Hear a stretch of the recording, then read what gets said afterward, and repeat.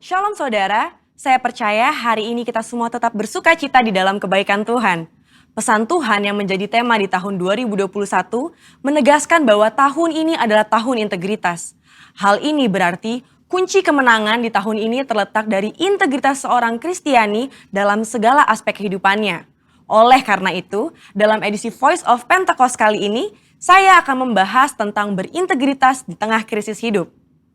Saudara, di hari-hari ini, ujian integritas sedang terjadi bagi saudara dan saya.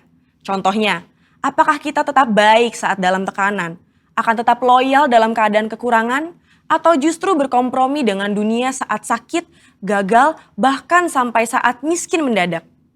Saudara, perlu kita ingat bahwa integritas adalah hasil pembentukan dan tidak otomatis bisa dimiliki seseorang. Pembentukan integritas membutuhkan ujian, proses, dan waktu. Di dalam Mazmur 1 ayat 1 berkata, "Berbahagialah orang yang tidak berjalan menurut nasihat orang fasik, yang tidak berdiri di jalan orang berdosa, dan yang tidak duduk dalam kumpulan pencemooh." Jadi, melalui ujian, seseorang bisa terbukti apakah ia ada di jalan yang benar atau tidak. Lalu, berapakah lama waktu dari proses pembentukan integritas? 30 hari, 3 bulan, atau 1 tahun? Yang pasti proses ini akan berbeda di setiap individunya. Orang yang dibentuk integritasnya memerlukan kekuatan spiritual, kejiwaan, dan fisik.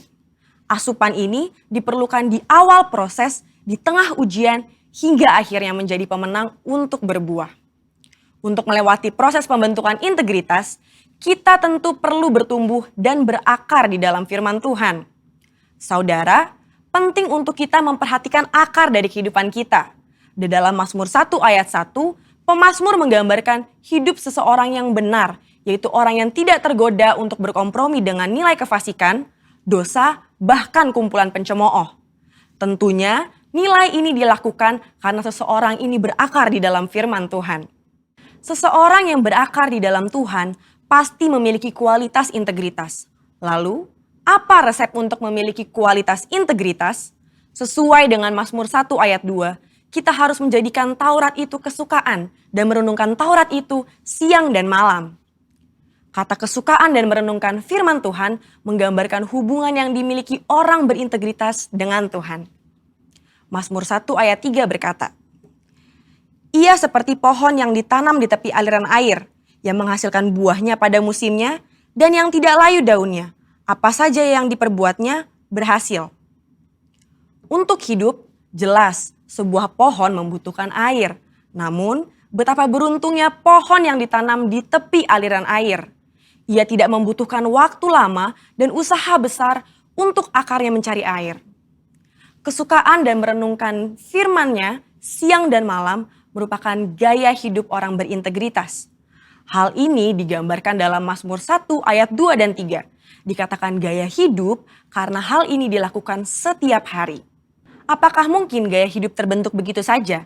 Jawabannya adalah tidak. Hal ini dimulai dari cinta mula-mula. Namun orang benar perlu membangun disiplin rohani dan memelihara cintanya. Disiplin rohani dalam pembacaan dan perenungan firman Tuhan menunjukkan gaya hidup orang berintegritas. Seperti pohon yang bertumbuh dan berakar di tepi aliran air, akan mudah untuk bertumbuh dan berbuah. Demikian digambarkan gaya hidup orang yang berintegritas, yang kesukaannya ialah merenungkan firman Tuhan siang dan malam.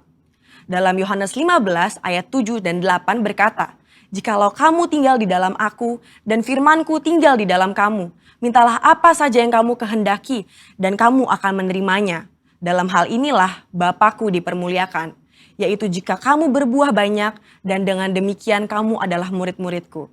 Di ayat ini, Yesus menjelaskan hubungan sebab akibat yang erat antara gaya hidup merenungkan firman dengan berbuah dalam kehidupan. Apa buah yang diinginkan Tuhan dihasilkan oleh setiap umatnya? Buah-buah yang Tuhan ingin kita hasilkan adalah buah pertobatan, buah kehidupan, buah karakter, dan buah jiwa-jiwa. Selain itu, apa dampak lain dari tertanam di tepi aliran air? Dalam Mazmur 1 ayat 3 menjelaskan dengan tidak layu daunnya. Hal ini sama dengan kita memiliki daya tahan yang tinggi terhadap berbagai situasi kehidupan. Situasi sulit dan krisis hidup bisa datang kapan saja. Saat ini, kita sedang mengalami pandemi COVID-19 dan resesi ekonomi.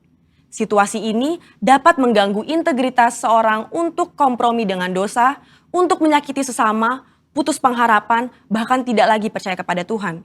Lewat pemazmur, Tuhan hendak mengatakan kepada kita bahwa dari hubungan seseorang dengan Tuhan, lewat gaya hidup cinta akan firman Tuhan, bukan hanya agar kita berbuah, tapi juga agar kita tetap berintegritas. Di mata Tuhan, orang seperti ini dipandang dan dijanjikan apa saja yang ia perbuat berhasil. Saya percaya kita yang sudah mendengar ini akan semakin memperhatikan akar kita, perhatikan gaya hidup kita, dan perhatikan hubungan kita dengan firman Tuhan.